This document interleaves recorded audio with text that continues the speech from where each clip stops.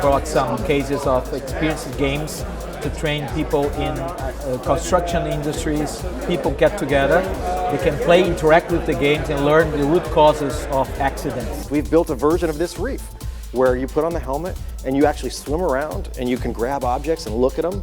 And when you get to the year 2100, you look around and the scene is covered with algae. There's no fish for you to eat. All the urchins and snails are gone, and you get a very experiential, scientifically valid field trip into what the future of all of our oceans are going to look like. We produce a lot of original web content, short form, nonfiction web content, but our latest endeavor is in VR video.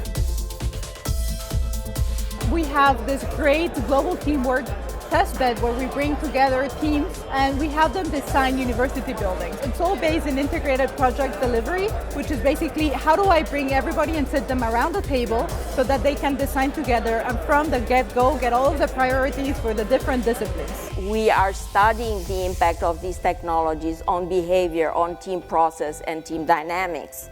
And so we start to measure and see zero rework, sprints within sprints, and moving the dial from decisions made within many weeks to days and hours.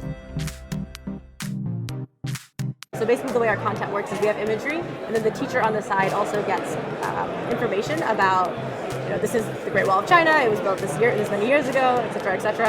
And a lot of that content comes from our partners who are teachers. How do you capture all of what it's like to actually have a shared experience with another person in a virtual space and make it sound really good?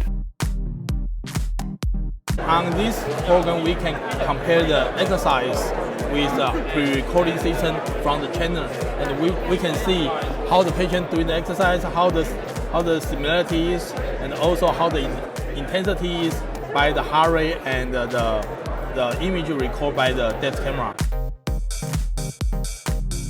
My name is Ando Shah. I make VR films and develop applications for virtual reality and augmented reality around storytelling in both these mediums. When you think about Iran, you might think about nuclear bombs or negotiations or whatnot. So we see this as a country that's not so well understood. So the idea is we would try to give you a different perspective about this country. The applications for computational optics is in immersive experiences, near-eye displays. In particular, work on vergence accommodation mismatch. So there's a problem that people can't really focus where they're actually looking at in virtual environments, and that makes some people sick. So we've developed new optics and image processing algorithms to help alleviate that problem.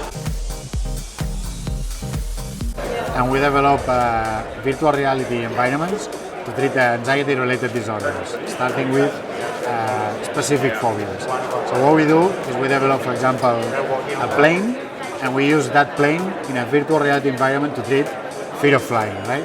So I'm a research student studying empathy towards the homeless, and we're studying the different effects of presence on how much empathetic you can come towards somebody. And platform that's persistent, real-time, and works in the cloud, so you never have to worry about losing anything.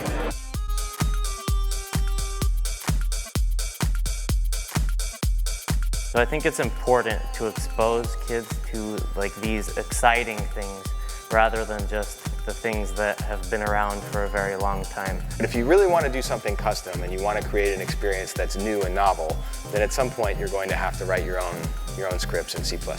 Cool is being used in hospitals as a way to help people deal with the pain of procedures. Thank you very much. I like the way that the conversation, the buzz has a lot of energy in it, and I think that it's an indication of some of the collaborations that may continue, an indication of some of the relationships that have been built through MediaX programs, and we're looking forward to more.